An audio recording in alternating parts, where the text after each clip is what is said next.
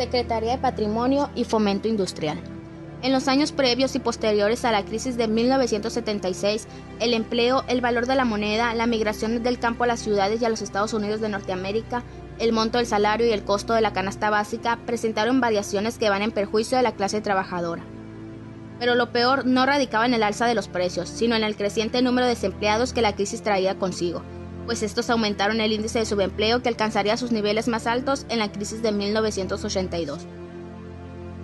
En 1977, López Portillo establece un acuerdo con el Fondo Monetario Internacional, comprometiéndose a limitar el endeudamiento público, reducir el medio circulante, restringir el gasto público, fijar topes a los aumentos de salario, liberalizar el comercio exterior y limitar el crecimiento del sector paraestatal de la economía.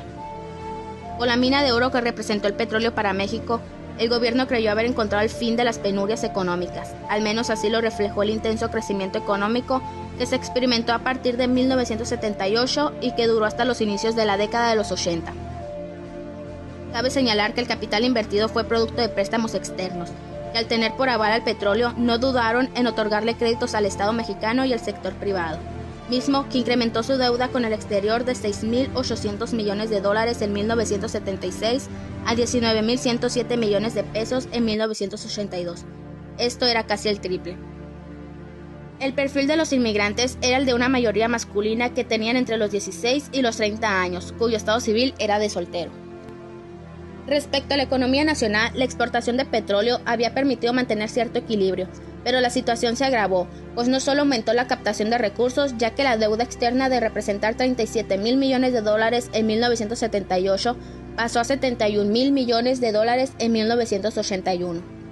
Esta situación, aunada a la disminución de $4 por barril, provocando que en 1982 México recurriera nuevamente al préstamo externo con el fin de frenar la fuga de capitales y cubrir el servicio de la deuda externa, solo que ahora el vencimiento de los créditos eran a corto plazo. Entre las consecuencias que trajo consigo, encontramos que el dólar duplicó su valor ante el peso y se nacionalizó la banca, pues se le culpó a la fuga de capitales, provocando de esta manera una severa crisis económica. Al respecto, el gobierno mexicano activó mecanismos para renegociar la deuda externa, evitar paros laborales, la fuga de capitales y el desempleo. Con lo que respecta a la deuda, el secretario de Hacienda Jesús Silva logró una prórroga en el pago para entonces era calculada en $60.000 millones. En abril de 1977 se emprende lo que sería el máximo logro del régimen López portillista, la reforma política.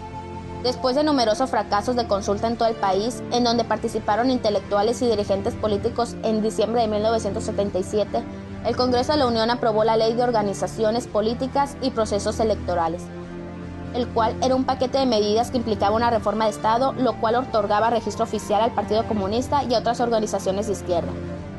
Un año después, López Portillo promulgaría una ley de amnistía que dio libertad a quienes habían militado en grupos guerrilleros.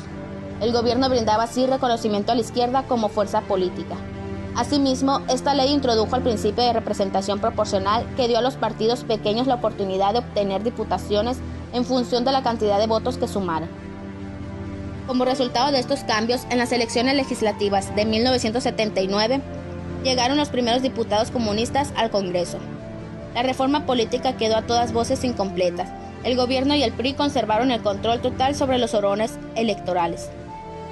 Aún así, la conducción del país parecía estar en buenas manos con un presidente sensato al lado de la economía.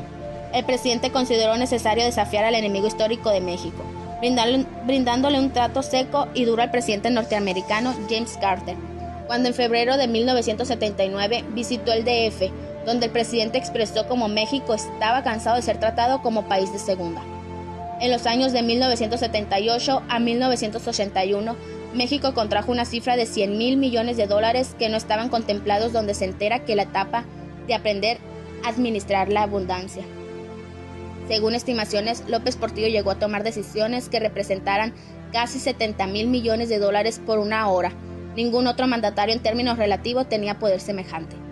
Fue tal capacidad de convocatoria de López Portillo que indujo a las empresas a presentarse a proyectos nunca antes vistos. Se escuchan voces que condenaban al gran gasto público, financiado por crédito externo.